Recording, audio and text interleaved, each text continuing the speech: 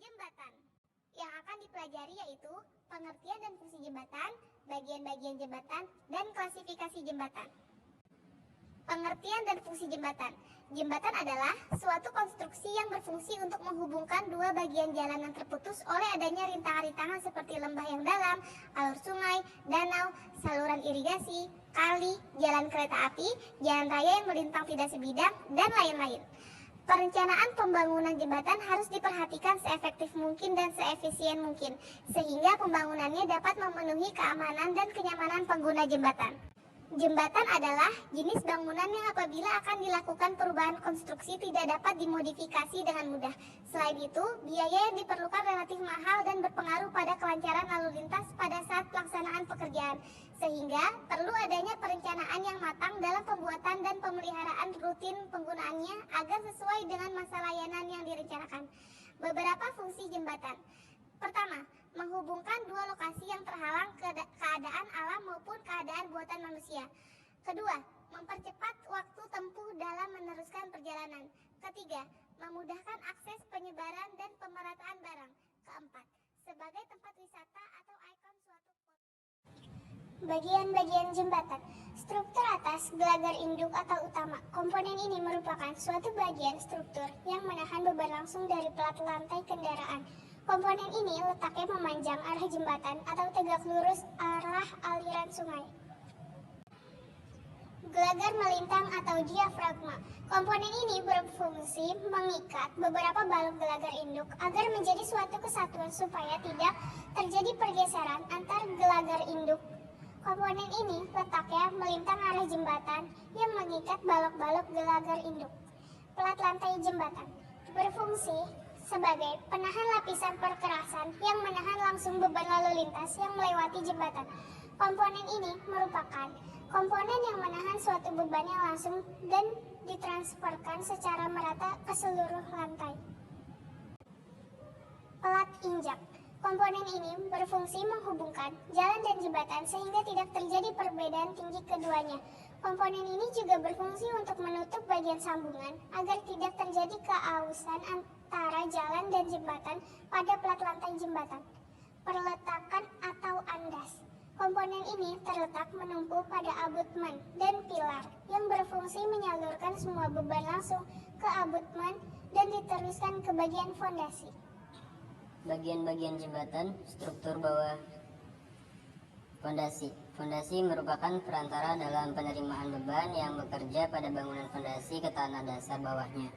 Beberapa jenis fondasi yang sering digunakan yaitu fondasi dangkal dan fondasi dalam. Abutmen.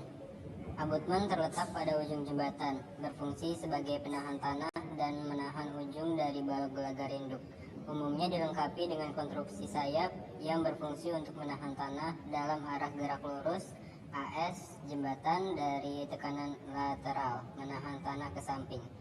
Pilar. Bentuk pilar harus mempertimbangkan pola pergerakan aliran sungai sehingga dalam perencanaannya selain pertimbangan dari segi kekuatan juga mempertimbangkan keamanannya. Bangunan pelengkap penahan jembatan. Saluran drainase. Saluran drainase berfungsi untuk saluran pembuangan air hujan di atas jembatan. Terletak di kanan kiri abutmen dan sisi kanan kiri perkerasan jembatan.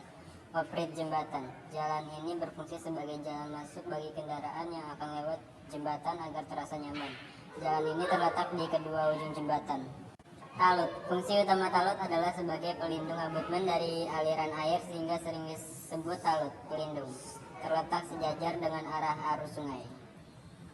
Patok penuntun. Patok penuntun berfungsi sebagai penunjuk jalan bagi kendaraan yang akan melewati jembatan. Biasanya diletakkan sepanjang oprit jembatan. Lampu penerangan berfungsi untuk penerangan di daerah jembatan pada malam hari dan juga berfungsi untuk estetika. Trotoar. Trotoar di sini berfungsi untuk melayani pejalan kaki sehingga memberi rasa aman dan menjamin keselamatan pejalan kaki. Jembatan berdasarkan bahan pembentuknya. Yang pertama ada jembatan kayu. Jembatan kayu merupakan jembatan sederhana, mempunyai panjang relatif pendek dengan beban yang diterima relatif ringan. Meskipun terbuat dari kayu, perencanaan strukturnya harus memperhatikan dan mempertimbangkan ilmu estetika. Yang kedua adalah jembatan batu bata. Jembatan pasangan batu bata umumnya harus dibuat melengkung Namun, seiring perkembangan zaman, jembatan ini sudah tidak digunakan lagi. Yang ketiga adalah jembatan beton bertulang dan prategang. Jembatan dengan beton bertulang pada umumnya hanya digunakan untuk bentang jembatan yang pendek. Untuk bentang yang panjang, seiring berkembangnya zaman ditemukanlah beton prategang. Dengan beton prategang, jembatan yang panjang dapat dibuat dengan mudah. Yang keempat adalah jembatan baja.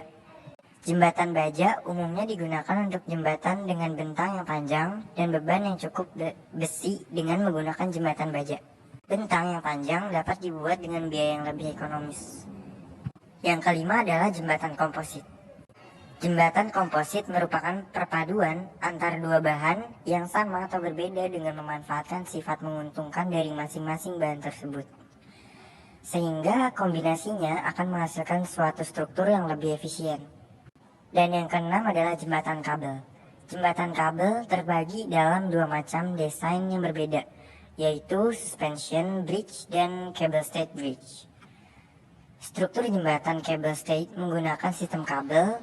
Kabel tersebut ditarik dari struktur jalur jalan ke tower tunggal untuk diikat dan ditegangkan. Jembatan berdasarkan fungsinya.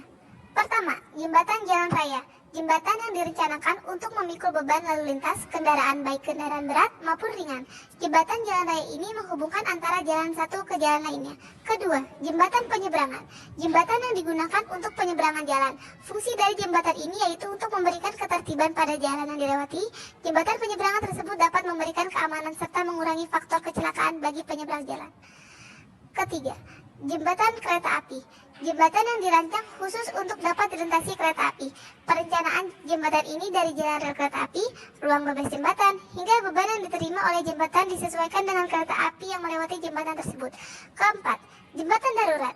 Jembatan darurat adalah jembatan yang direncanakan dan dibuat untuk kepentingan darurat dan biasanya dibuat hanya sementara. Umumnya, jembatan darurat dibuat pada saat pembuatan jembatan baru di mana jembatan lama harus dilakukan pembongkaran dan jembatan darurat dapat dibongkar setelah jembatan baru dapat berfungsi. Kelima, jembatan khusus. Jembatan khusus adalah jembatan yang direncanakan dan dibuat untuk kepentingan tertentu seperti jembatan air untuk mengalirkan air yang terhalang jalan atau bangunan lain. Selain itu, bisa pula jembatan khusus untuk mengalirkan gas. Ada pula jembatan khusus untuk hewan yang berada di kawasan hutan lindung sehingga keberadaan jalan yang dilaluinya tidak begitu mengganggu hewan-hewan penghuni hutan lainnya. Jembatan berdasarkan kelasnya. Jembatan kelas standar A atau 1 dirancang sebagai jembatan permanen dengan lebar total jembatan 9 meter, badan jalan 7 meter, dan lebar trotoar 1 meter kanan kiri, yang menggunakan beban lalu lintas beban maksimal 100%, sesuai dengan pembebanan di spesifikasi pembebanan untuk jembatan dan jalan raya No. 12 tahun 1970, revisi tahun 1988. Jembatan kelas substandar B atau 2 dirancang sebagai jembatan permanen dengan lebar total jembatan 7 meter, badan jalan 6 meter, dan lebar trotoar 0,5 meter kanan kiri, yang menggunakan beban lalu lintas beban maksimal 100%, sesuai dengan pembebanan di spesifikasi pembebanan untuk jembatan dan jalan raya No. 12 tahun 1970, revisi tahun 1988. Jembatan kelas low standar C atau 3 dirancang sebagai jembatan permanen dengan lebar total jembatan 4,5 meter, badan jalan 3,5 meter, dan lebar trotoar 0,5 meter kanan kiri, yang menggunakan beban lalu lintas beban maksimal 100% sesuai dengan pembebanan di spesifikasi pembebanan untuk jembatan dan jalan raya No. 12 tahun 1970, revisi tahun 1988. Terima kasih. Wassalamualaikum warahmatullahi wabarakatuh.